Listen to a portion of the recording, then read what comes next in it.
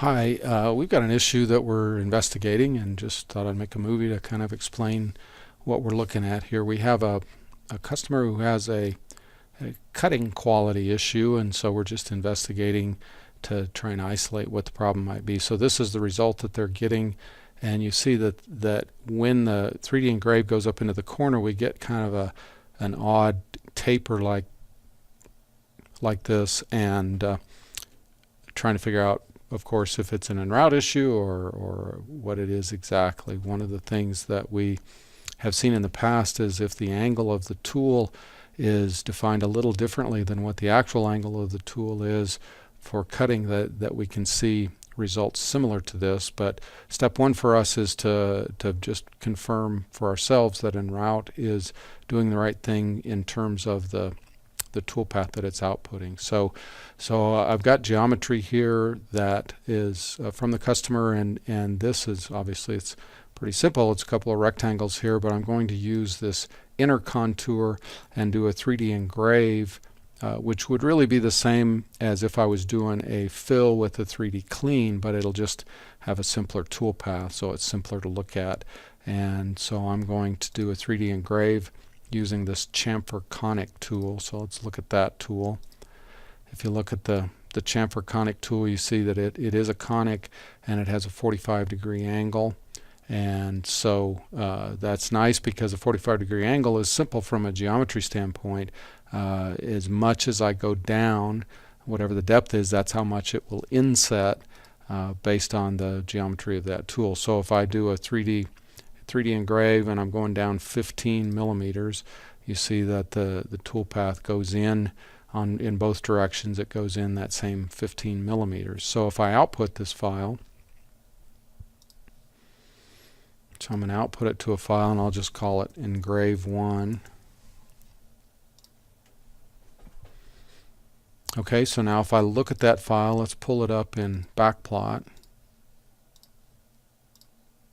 And you see that it's a relatively simple file with about what you would expect result-wise. So let's look at the numbers and see if we think they're doing the right thing. So I can go into step mode here, and I can step through the file till it starts drawing, and there's kind of an initialization, and I think that's based on the plate size and the plate's direction. So I've got some minuses and negatives, minuses and positive here that are based on this particular machine. I'm not sure exactly what it's doing as far as the direction of the positive direction of the X and the Y, but we should still be able to see what's going on. So here you see with this command I'm at Z of 18, and then when I drop down I drop down to a Z of 3. So the top surface of the material is at 18 millimeters, and then it goes down to a Z of 3. So that looks correct. And then it goes from an X of 388 to an X of 373. So that's that 15 that we're talking about. So since I'm going down 15 millimeters, I would expect to go in the X and in the Y in 15 millimeters both. So 388 minus 373 is 15, and then here I've got 682 and 667, so the difference between those is 15 millimeters also. And so now if I step through, you see each time I go up in the corner, I go from 75 to 60, back to 75 again, and then 682 to that 667. So I'm going the 15 millimeters each time. So again, I go from 75 to 60 and then 75 to 60 here. So that's 15 millimeters. So the toolpath seems to be accurate based on the geometry of the tool and the depth. The nice thing again about a 45-degree angle is that I get nice round numbers, so it's really easy for me to look at the output and see that it's doing the right thing.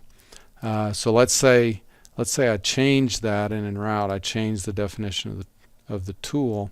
So if I do that, if I get in here and I've got the chamfer conic tool, let's say I change that to 42 degrees, and it really 1 or 2 degrees actually can make quite a difference in terms of that effect going into the corner. So if I change that, now remember this toolpath hasn't changed because it's still calculated based on a 45-degree angle. So I need to delete that toolpath, and then I need to reuse, I'm going to use the same tool, but I need to recalculate the toolpath in order to get results that are different based on my chamfer-Koenig tool with a 42-degree angle this time. So now if I output this file, and I'll call it Engrave 2,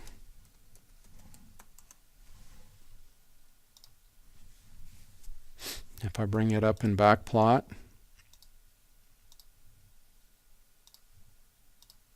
now I'm not going to calculate these numbers, but you see that they changed, so the offsets are different, and they're not round numbers anymore because I got 42 degrees instead of 45 degrees. So here it went from 388 to 374.4939, and from 682 to 668.4939. So you see it's not round numbers anymore in the toolpath, and if anybody was interested, we could do the calculations on how InRoute came up with those numbers based on the angle and sines and cosines and all that, but it's a relatively easy thing to calculate.